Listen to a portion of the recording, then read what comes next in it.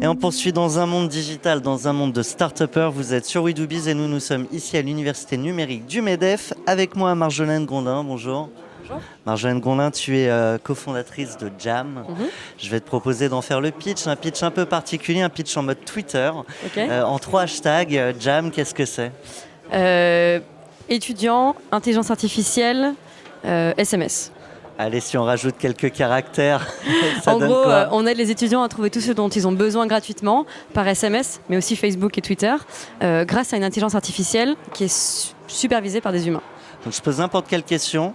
N'importe quelle question, un appart, un job, un stage, mais aussi un endroit où emmener son date Tinder, une idée de cadeau pour sa mère, de voyage, peu importe, on pose une question, l'intelligence artificielle comprend, va commencer à faire des recherches, peut proposer une réponse, parfois elle l'envoie toute seule si elle a assez confiance en elle, et sinon il y a quand même des humains derrière. Vous êtes combien maintenant ? On est une douzaine dans l'équipe et accompagné de plusieurs dizaines de personnes, presque 70 personnes qui se relaient pour superviser la machine. Est-ce que tu veux la question champagne ? Oula, qu'est-ce que c'est ? T'as un truc à fêter ? Oui, on a levé 1 million d'euros il y a quelques mois, quelques semaines. C'est une bonne raison d'ouvrir le champagne. C'est plutôt une bonne raison. Il y a toujours des bonnes raisons pour le champagne. C'est vrai. Pour faire quoi, c'est 1 million ? Pour passer de 30% d'intelligence artificielle à 80% et vraiment devenir l'outil de référence des étudiants. C'est une bonne... déjà internationale ?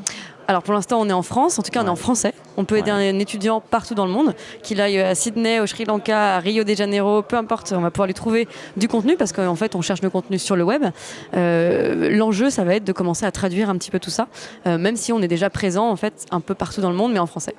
Tout à l'heure tu as intervenu sur la façon dont on crée de la valeur pour l'utilisateur. Alors tu es intervenu pour un plus long moment, mais si en 30 secondes on devait résumer, ça donnerait quoi ? Moi, ce que je disais, c'est que j'ai l'impression qu'on est passé plutôt d'une perspective de consommation de contenu à une participation, et aujourd'hui qu'on entre dans l'ère de la relation. Avant, on se contentait de consommer du contenu qui était plus ou moins curated, donc choisi pour nous. Après, on nous a fait un peu interagir, un peu participer, donner notre avis. Maintenant, on va encore plus loin. On veut une relation intime avec la personne qui va nous proposer du contenu qui sera pensé pour nous.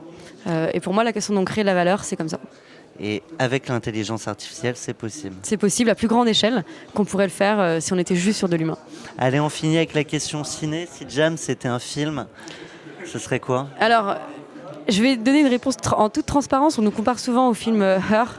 Donc avec Scarlett Johansson, la voix très sexy de Scarlett Johansson, qui devient l'assistant personnel un peu du personnage, et qui en fait le personnage se rend compte qu'elle discute aussi avec des milliers d'autres personnes, qui finit aussi par en tomber amoureux, avoir une relation. Donc c'est un peu triste. Moi j'ai pas envie qu'on soit Her, j'ai pas envie de répéter ce modèle. En tout cas on peut tomber amoureux de Jam. Mais on a des gens qui nous draguent tout le temps.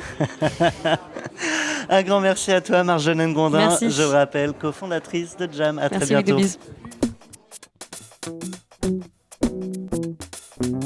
Merci.